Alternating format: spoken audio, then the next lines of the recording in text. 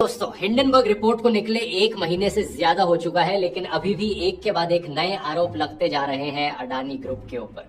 कुछ दिन पहले की ही बात है, विकिपीडिया ने आरोप लगाया अडानी के ऊपर, ये कहते हुए कि अडानी ने अपने विकिपीडिया पेजेस को मैनिपुलेट किया फर्जी अकाउंट्स और अनडिक्लेयर्ड पेड एडिटर्स का इस्तेमाल करके। इससे पहले रिसेंटली पार्लियामेंट में भी इसकी चर्चा हुई, जब कांग्रेस लीडर राहुल गांधी और टीएमसी लीडर महुआ मोइत्रा ने सवाल किए प्रधानमंत्री मोदी से उनके एलिजिड अडानी के साथ रिश्ते को लेकर। यहाँ एक फोटो भी दिखाई गई पार्लियामेंट में प्रधानमंत्री मोदी की अडानी के साथ, जिसको लेकर काफी हल्ला मचा और बाद में राहुल गांधी के रिमार्क्स को पार्लियामेंट के रिकॉर्ड से हटा भी दिया गया। आखिर क्या है ये? और मोदी जी एक है, जिसके हवाई जहाज में प्रधानमंत्री घूमते हैं, जिसके पैसे से भारतीय जनता पार्टी चलती है। Slew of deals across sectors from defense to airports to power almost always went to the Adani Group. पूरा का पूरा धन एक व्यक्ति के हाथ में जा रहा है। इनका हिंदुस्तान के प्रधानमंत्री के साथ क्या रिश्ता है और कैसा है? वो शायद देश के इतिहास में पहले कभी नहीं हुआ है।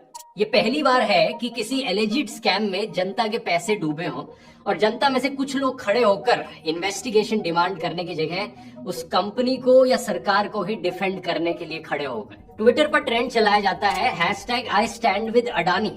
अब मतलब ये जो लोग अडानी के फेवर में खड़े हो रहे हैं, ये अडानी के एम्प्लॉयज होते हैं या अडानी के स्टॉक में जिन लोगों ने इन्वेस्ट किया है वो लोग होते हैं, तो समझ में आती है फिर भी कुछ हद तक बात। लेकिन कुछ लोग ऐसे जो ना तो अडानी के एम्प्लॉयज हैं, ना ही अडानी के स्टॉक होल्डर्स हैं, फिर भी अडानी को डिफेंड करने के लिए सबसे पहले आगे खड़े होते हैं। क्या आप इमेजिन कर सकते हो, विजय माल्या के केस में किसी ने हैशटैग चलाया होता है I stand with Vijay Mallya. सोचो कोई बंदा कॉमनवेल्थ स्कैम के केस में कांग्रेस को डिफेंड करे और कहे कि नहीं, इन्वेस्टिगेशन नहीं होनी चाहिए, यहाँ पे सवाल पूछना बंद करो, यहाँ पर कुछ गलत नहीं हुआ है। इसलिए मुझे लगता है दोस्तों, यहाँ पर सबसे बड़ा स्कैम तो लोगों के दिमाग के साथ किया गया है। मतलब बेसिक लॉजिक, कॉमन सेंस और डेमोक्रेसी की बेसिक अंडरस्टैंडिंग को खत्म कर दिया गया है। ये लोग कहते हैं कि अडानी पर सवाल मत करो क्योंकि अडानी एक इंडियन बिजनेसमैन है, अडानी ग्रुप ने इतनी सारी नौकरियां दी हैं, इंडिया की डेवलपमेंट में हाथ बटाया है। क्या इस बात का कोई सेंस बना? थोड़ी सी अंडरस्टैंडिंग के लिए समझ लेते हैं कि अडानी ग्रुप का एक्चुअली में कॉन्ट्रीब्यूशन क्या रहा है। पहले जॉब्स देख लेते हैं। अडानी एक समय पर इंडिया के रिचेस्ट आदमी थे,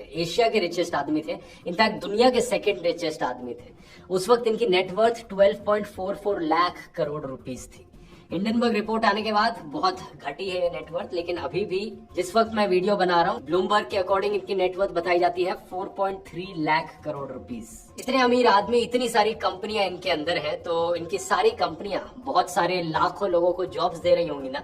सोचकर तो यही लगेगा, लेकिन अडानी की खुद की वेबसाइट के अकॉर्डिंग अडानी ग्रुप करीब 23,000 लोगों को एम्प्लॉय करता है, सिर्फ 23,000 जॉब्स। लेकिन आप कहोगे शायद कि ये फेयर कंपैरिजन नहीं है, हमें बाकी और प्राइवेट कंपनी से ही कंपेयर करना चाहिए, तो वो भी कर लेते हैं। नंबर 1 प्राइवेट कंपनी जो सबसे ज्यादा जॉब्स प्रोवाइड करती है इंडिया में, वो है टाटा ग्रुप की कंपनीज, 9 लाख से ज्यादा जॉब्स। फिर है इन्फोसिस, 3 लाख से ज्यादा jobs. Reliance industries 2,36,000 jobs. Wipro 2,31,000 jobs. Adani company का नाम यहाँ पर टॉप 25 की लिस्ट में भी नहीं आता।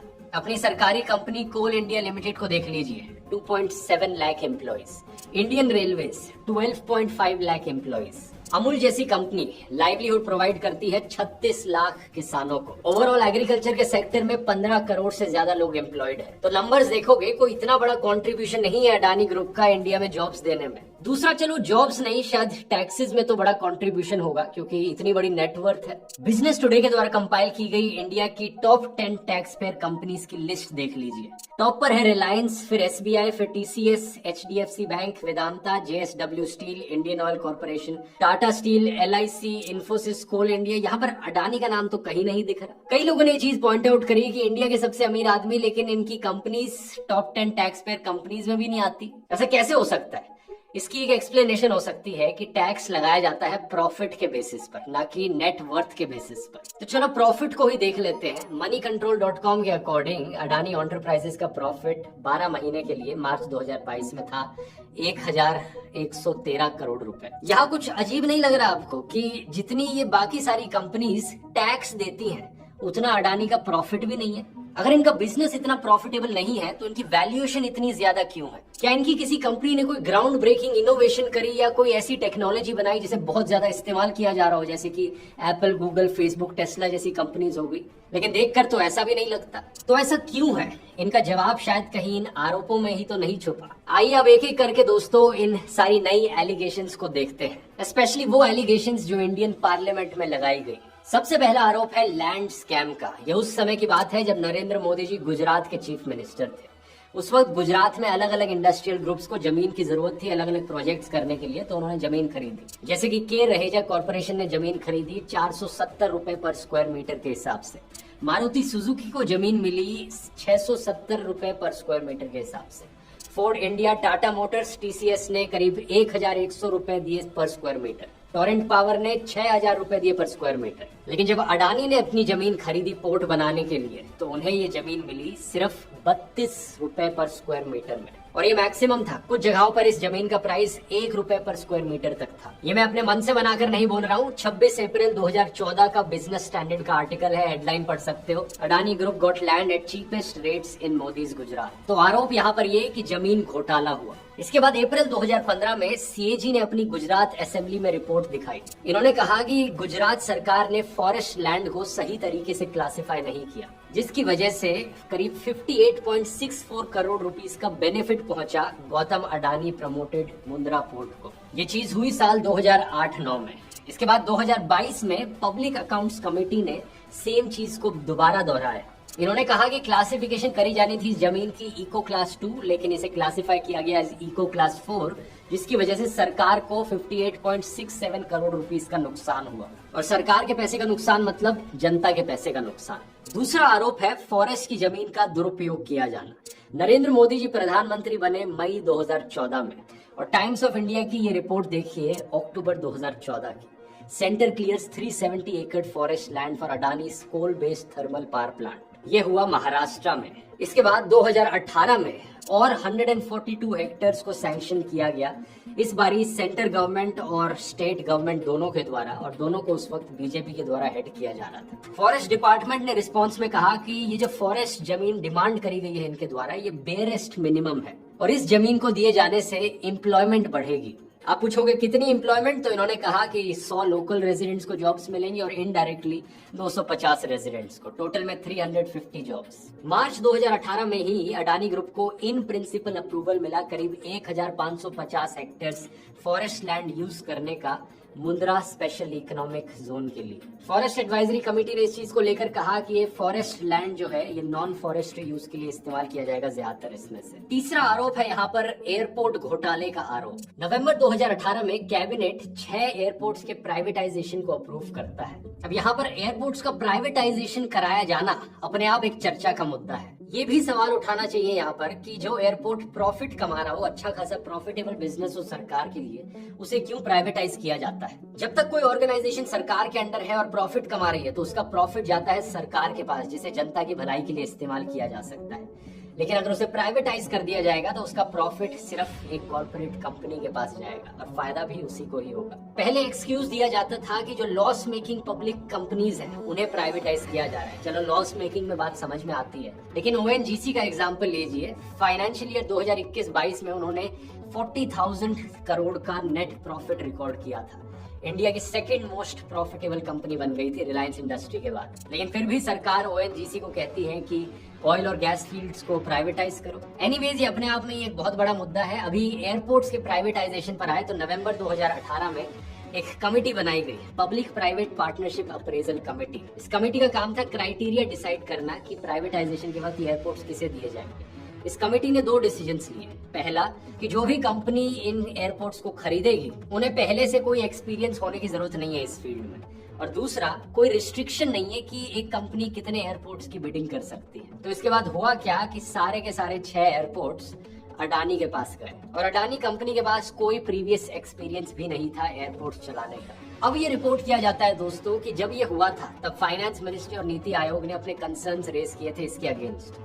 इन्होंने कहा था कि ये बड़ी फाइनेंशियल रिस्क हो सकती है एक ऐसे बिडर के हाथ में एयरपोर्ट्स दे देना जिसके पास कोई पहले का एक्सपीरियंस नहीं है एयरपोर्ट्स हैंडल करने का। इससे परफॉर्मेंस इश्यूज आ सकते हैं, सर्विसेज की क्वालिटी को कॉम्प्रोमाइज किया जा सकता है। लेकिन इन ऑब्जेक्शंस को ओवर रूल किया गया और अडानी को 6 एयरपोर्ट्स मिले। अब इसी एलिजिड एयरपोर्ट घोटाले की कैटेगरी में एक और भी एलिजिड स्कैम है, मुंबई एयरपोर्ट का हाईजैक होना। वैसे ये सारे आरोप मैं खुद से नहीं लगा रहा हूँ, इन सब एलिगेशंस को लगाया गया था ऑपोजिशन लीडर्स के द्वारा पार्लियामेंट में।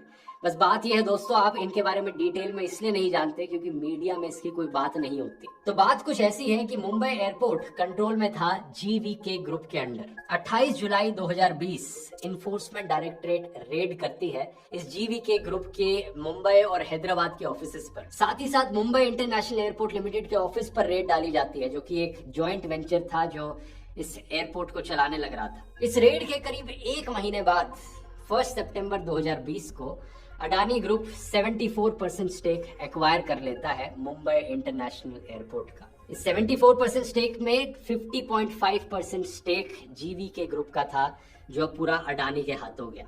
सवाल ये उठाया, क्या ये संयोग है या कोई प्रयोग है?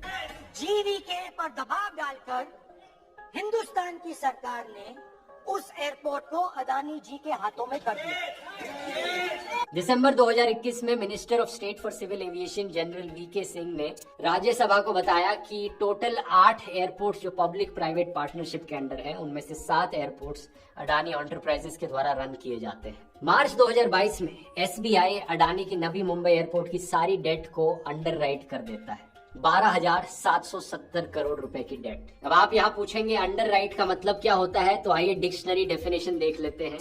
If a bank or other organization underwrites an activity, it gives its financial support and takes responsibility for paying any costs if it fails. यानी बैंक अपनी तरफ से फाइनेंशियल सपोर्ट प्रोवाइड कर रहा है और खुद रिस्पॉन्सिबिलिटी उठा रहा है, अगर ये फेल हुआ तो बैंक ही कॉस्ट बेयर करेगा।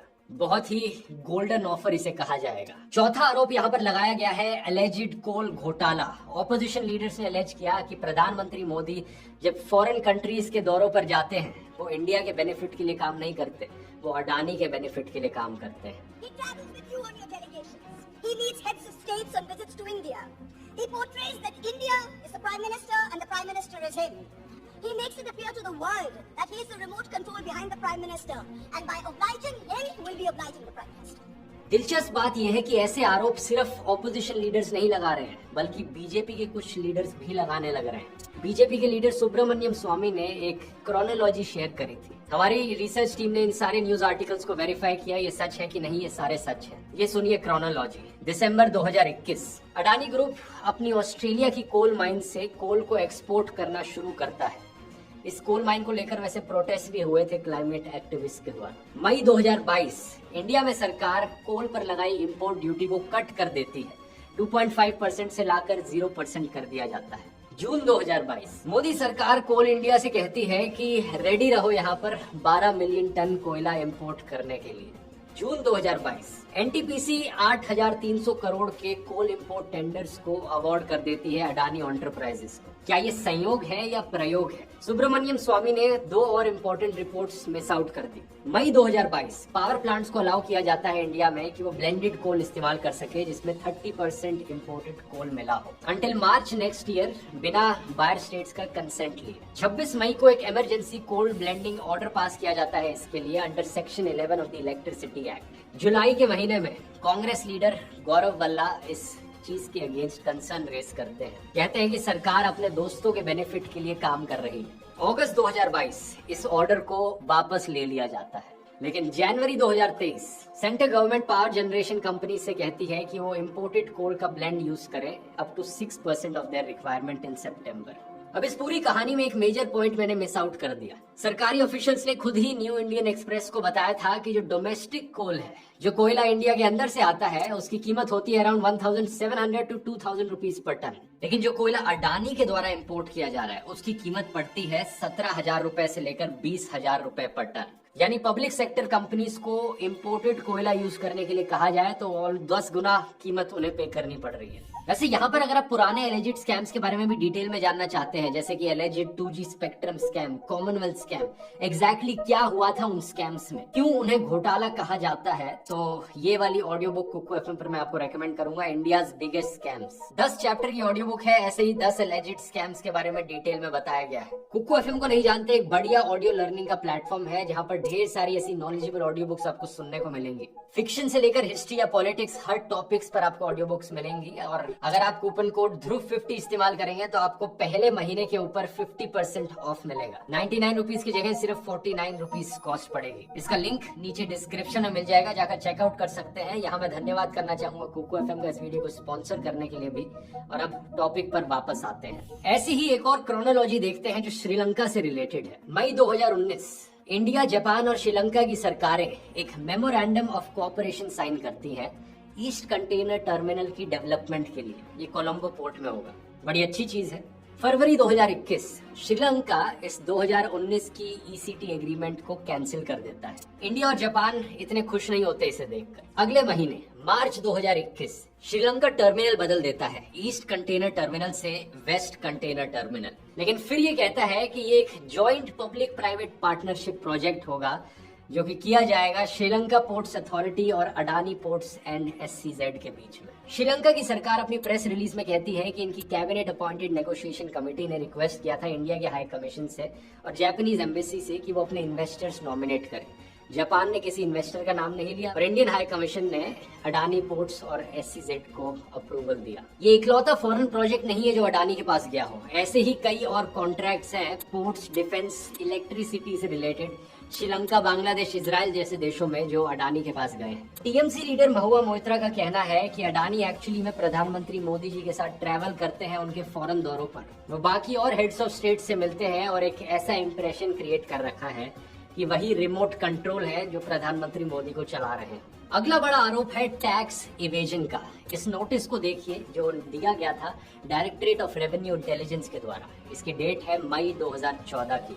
ऐसे ही कई सारे शो कॉज नोटिस एक्चुअली में इशू किए गए थे अडानी ग्रुप की कंपनीज को जो अलेज करते हैं कि टैक्सेस को इवेट किया गया है, टैक्सेस सही तरीके से नहीं दिए गए हैं, जिनका टोटल अमाउंट है 1000 करोड़ रुपए अप्रोक्सीमेटली। एलिगेशंस ये है कि यहाँ पर एक शेल कंपनी का इस्तेमाल किया गया, hundreds of millions of dollars companies की किताबों से इधर से उधर भेजे गए, टैक्स हेवंस में भेजे गए ताकि इतना सारा टैक्स अवॉइड किया जा सके। लेकिन अगस्त 2017 में DRI की जो एडजुडिकेटिंग अथॉरिटी है KVS सिंह ने ये सारे चार्जेस जो इस एजेंसी के द्वारा फाइल किए गए थे इन्हें ड्रॉप कर दिया, हटा दिया, जो कि अडानी पावर महाराष्ट्र लिमिटेड और अडानी पावर राजस्थान लिमिटेड के अगेंस्ट लगाए गए थे। ये एलिगेशंस थे कि जो सामान इन्होंने इंपोर्ट किया था उनकी वैल्यू इन्फ्लेट करके दिखाई गई थी। यहाँ पर करीब 3900 करोड़ रुपए की बात करी जा रही थी। अब फरवरी 2018 में कस्टम्स डिपार्टमेंट कहता है कि ये जो ऑर्डर दिया गया था ये गलत था, इलीगल था और इम्प्रॉपर था। 2017 में जो डॉक्यूमेंट्स लीक किए गए थे EPW को, वो इंडिकेट करते हैं कि अडानी पावर लिमिटेड ने अपनी ड्यूटी रॉ मटेरियल्स और कंज्यूमेबल्स पर नहीं दी थी, जो कि अप्रोक्सीमेटली 1000 करोड़ रुपए के बराबर थी। इसके बाद फिर अगला आरोप है लोन से रिलेटेड। सितंबर 2022 में जब अडानी की वेल्थ ऑल टाइम हाई पर थी, जो लोन्स अडानी ग्रुप के पास थे वो भी ऑल टाइम हाई टच कर रहे थे, 2.2 लाख करोड़ रुपीस। 30 जनवरी को एक इंटरव्यू दिया था अडानी ग्रुप के CFO ने CNBC TV 18 को, जिसमें उन्होंने बताया कि टोटल जो अडानी ग्रुप की डेट है वो $30 बिलियन है। आज के दिन $1 करीब 82 रुपीस के बराबर है, तो 1 बिलियन करीब 8000 करोड़ रुपए हो गया। अप्रोक्सीमेटली ये 2.48 लाख करोड़ रुपीस होता है। इसमें से approximately 74,000 crore rupees Indian banks को ओ किया जाता है लोन। जो बैंकों ने डिस्क्लोजर्स किए थे उनसे हमें पता चलता है कि SBI को अडानी ग्रुप 40,000 करोड़ रुपीस ओ करता है, PNB को 7,000 करोड़ रुपीस, और बैंक ऑफ बड़ौदा ने ये डिक्लाइन कर दिया ओपनली डिस्क्लोज करने से कि कितना अमाउंट है। लेकिन लाइव मिंट की रिपोर्ट के अनुसार ये कैलकुलेट किया गया है अराउंड 5,380 करोड़ रुपीस। ये सारे बैंक्स सरकारी बैंक्स हैं, जनता के हैं, और एक कंपनी इन सरकारी बैंकों को 52,380 करोड़ रुपीस के अराउंड डेट ओ करती है। अब लोन से रिलेटेड आरोप यहाँ पर लोन राइट ऑफ का है, क्योंकि इंडियन एक्सप्रेस ने एक RTI फाइल करी थी जिसमें बताया RBI ने कि पिछले 5 सालों में 10 लाख करोड़ रुपए के लोन्स राइट ऑफ किए गए हैं बैंकों के द्वारा। अब राइट ऑफ का मतलब ये नहीं कि बैंक्स कभी रिकवर नहीं करेंगे, कोशिश करना बंद कर देंगे रिकवर करने की, लेकिन बैंकों ने इसमें से सिर्फ 1.32 लाख करोड़ रुपीस के लोन्स को एक्चुअली में रिकवर किया है अभी तक, जो कि सिर्फ 13% होता है राइट ऑफ का। 2018 और 2021 में बीजेपी लीडर सुब्रमण्यम स्वामी ने आरोप लगाया था अडानी के ऊपर कि वो NPA के ट्रैपीज आर्टिस्ट हैं। NPA यानी बैड लोन्स। अडानी ने इन एलिगेशंस को काउंटर किया था ये कहते हुए कि कोई भी NPA नहीं है एक्चुअली में अडानी ग्रुप के पास। अगला आरोप है शेल कंपनीज को लेकर। महुआ मोइत्रा ने बात करी मॉरिशस बेस्ड शेल कंपनीज की। His group companies have amassed nearly 42,000 crores in foreign portfolio investments from 6 Mauritius-based funds.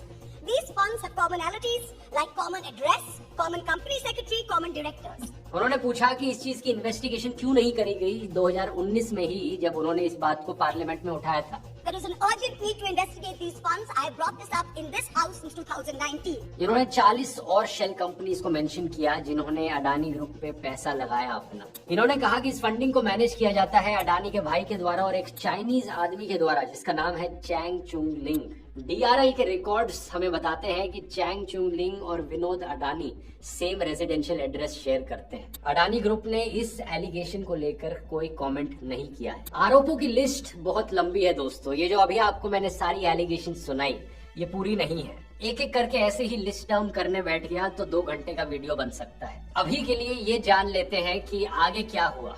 Opposition ने इन सारी चीजों की बात पार्लियामेंट में करी। एक JPC की डिमांड करी गई, जॉइंट पार्लियामेंट्री कमेटी बनाई जाए इन्वेस्टिगेशन करने के लिए इन सारी एलिगेशंस में। रिस्पांस में बीजेपी ने क्या कहा? बीजेपी ने कहा कि प्रूफ दिखाओ, हमें प्रूफ दिखाओ इन सारी एलिगेशंस का। मुझे ये बात समझ में नहीं आती कि और क्या प्रूफ चाहिए। ये सारे जो न्यूज आर्टिकल्स हैं इन सारी एलिगेशंस को लेकर ये सब पब्लिकली मौजूद है। क्या जो जमीन दी गई थी अडानी को वो इतने कम प्राइस पर नहीं दी गई थी? अगर ये बात गलत है तो बीजेपी की तरफ से बताया जाए कि कितने दाम पर दी गई थी वो जमीन। अगर जमीन दी ही नहीं गई थी तो बीजेपी बता दे कि जमीन नहीं दी गई थी। क्या इन 6 एयरपोर्ट्स को लेकर रूल्स बदले गए थे? क्या एक ऑर्डर पास नहीं किया गया था कि जबरदस्ती पावर जनरेटर्स अपनी 10% रिक्वायरमेंट पूरी करें इम्पोर्टेड कोयले से? क्या उन्होंने इम्पोर्टेड कोयला 10 गुना ज्यादा प्राइस पर नहीं लिया था डोमेस्टिक कोयले से? नहीं लिया था तो बता दे कि कौन से दाम पर लिया गया था। इन सारी एलिगेशंस के रिस्पांस में प्रधानमंत्री मोदी का क्या कहना था? उन्होंने कहा कि राहुल गांधी अपना सरनेम नेहरू के सरनेम पर क्यों नहीं रख लेते। मजाक नहीं कर रहा, एक्चुअली में यही जवाब था प्रधानमंत्री मोदी का पार्लियामेंट में। लेकिन मुझे ये समझ नहीं आता है कि उनकी पीढ़ी का कोई व्यक्ति नेहरू सरनेम रखने से डरता क्यों है? एक्चुअली में इसके पीछे रीजन है कि राहुल गांधी का सरनेम आता है उनके ग्रैंडफादर से। उनके ग्रैंडफादर यानी फिरोज जहांगीर गांधी जो कि एक फ्रीडम फाइटर थे, लेकिन इनका सरनेम लिखा जाता था GHANDY करके। आजादी की मूवमेंट के दौरान ये महात्मा गांधी जी से बहुत इंस्पायर्ड थे, तो इंदिरा नेहरू से शादी करने से पहले ही इन्होंने अपना सरनेम बदल लिया था। गांधी की जगह गांधी कर दिया, वाई की जगह आई लगा दिया। यही कारण है कि जवाहरलाल नेहरू की बेटी इंदिरा नेहरू से इंदिरा गांधी बन गई और उनके आने वाले बेटे, ग्रैंडसन्स, ग्रैंड डॉटर्स सभी यही सरनेम इस्तेमाल करते हैं। लेकिन मुझे लगता है कि अगर ये प्रॉब्लम का मुद्दा बन रहा है कि इसकी वजह से इन एलिजिड स्कैम्स में इन्वेस्टिगेशन नहीं हो पा रही, तो मैं रिक्वेस्ट करना चाहूंगा राहुल गांधी जी से कि वो अपना सरनेम बदल लें, वो राहुल नेहरू अपना नाम कर लें, ताकि ये जो सारी इन्वेस्टिगेशन होनी है ये स्मूथली हो सके। आपको क्या लगता है दोस्तों? इतने बड़े बड़े आरोप हैं, इतने गंभीर आरोप हैं, यहाँ पर डॉक्यूमेंट्स भी मौजूद है इन आरोपों को वेरीफाई करने के लिए, और दूसरी तरफ से जवाब में कुछ नहीं मिलता। कोई इन्वेस्टिगेशन कराना तो छोड़ो, इन्वेस्टिगेशन की डिमांड भी नहीं करी जाती। मीडिया भी यहाँ पर अपनी पूरी चुप्पी बनाए रखता है, और सोशल मीडिया पर भी कुछ लोग जब अपना मुंह खोलते हैं या तो अडानी की बायोग्राफी सुनाते हैं या फिर आई स्टैंड विद अडानी चलाते हैं। क्या सोच सकते हो ऐसा देश के इतिहास में कभी भी हुआ हो? बहुत बहुत धन्यवाद।